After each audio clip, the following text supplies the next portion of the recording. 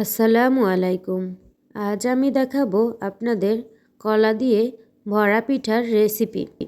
এর জন্য প্রথমে আমি কলাটাকে ম্যাশ করে নিব।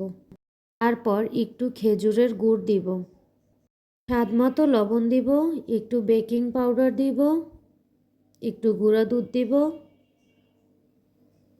গমের ময়দা দিব, চালের গুঁড়া দিব। খেয়াল রাখবেন ময়দা যতটুক দিবেন তার থেকে দ্বিগুণ চালের গুঁড়ো দিবেন। তারপর সব একসাথে মাখিয়ে নিব। দেখতে হবে যেন কোনো দলা পেকে না থাকে। তারপর একটু শক্ত হয়ে গেলে হালকা একটু গরম পানি দিয়ে ভালোভাবে মেখে নিব।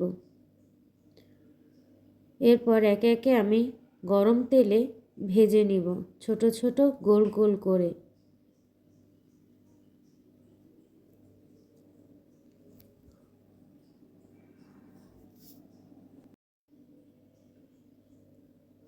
দেখুন আমার ভরা পিঠাগুলো কি সুন্দর ফুলে উঠেছে, দেখতে অনেক লোভনীয় লাগছে।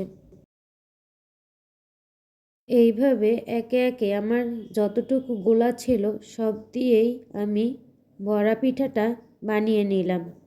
এই দেখুন কি সুন্দর হয়েছে।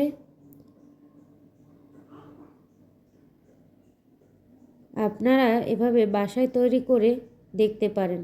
খেতে অনেক মজা এবং অনেক পুষ্টিতে ভরপুর।